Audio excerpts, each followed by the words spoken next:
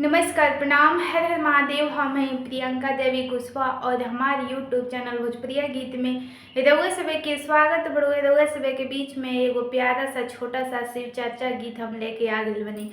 गीत के पूरा जरूर सुनम, जब वीडियो के लाइक शेयर जरूर करब। जब अभी तक ले चैनल के सब्सक्राइब नहीं किया कैले तो चैनल के भी सब्सक्राइब जरूर कर ले। जा कमेंट बॉक्स में लिख के भेजम जा हमारे गीत कैसा लागल है, गीत के कहाँ से सुना तनी जा अच्छा रउआ सभे के लगी तो शेयर भी जरूर कर दे हम जा। तो चलिए रउआ सभे के हम गीत सुनावत तनी। कहाँ से आवे पियर साड़िया, कहाँ से आवे कंगनवा, कहाँ से आवे ना, कहाँ से आवे पियर साड़िया, कहाँ से आवे कंगनवा, कहाँ से आवे ना हो, कहाँ से आवे ना। शिव गुरु के ज्ञानवा कहाँ से आवे ना, कहाँ से आवे पियर साड़िया, कहाँ से आवे कंगनवा, कहाँ से आवे ना हो, कहाँ से आवे ना। शिव गुरु के हो ज्ञानवा कहाँ से आवे ना, शिव गुरु के हो ज्ञानवा कहाँ से आवे ना। नैहर से आवे पियर साड़िया, ससुरा से आवे कंगनवा, चर्चा से आवे ना। नैहर से आवे पियर साड़िया, ससुरा से आवे कंगनवा, चर्चा से आवे ना हो, चर्चा से आवे ना।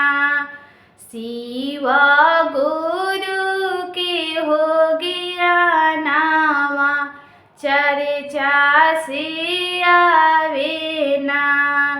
शिव गुरु के हो ज्ञानवा, चर्चा से आवे ना।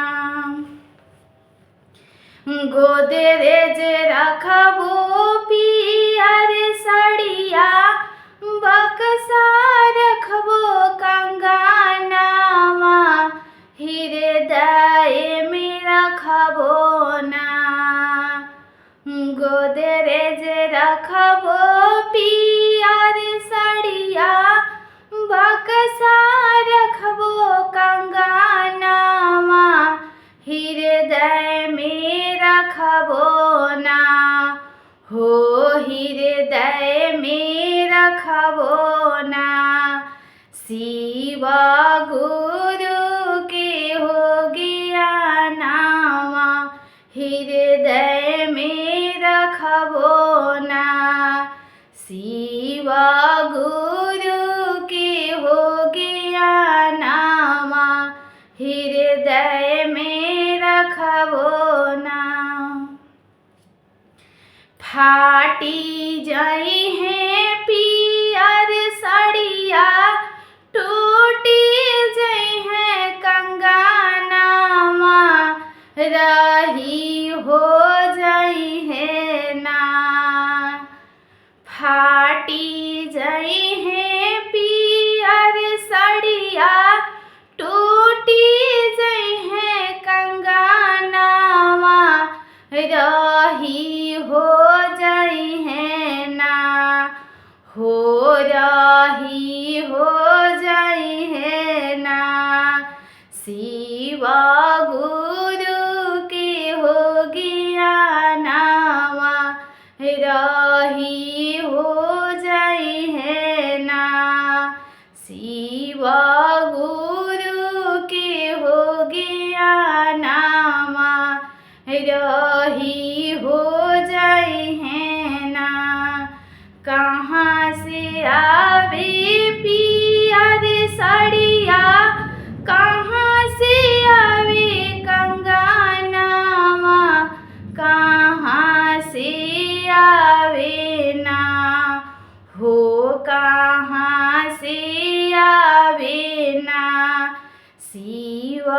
गुरु के हो गया नावा, कहाँ से आवे ना।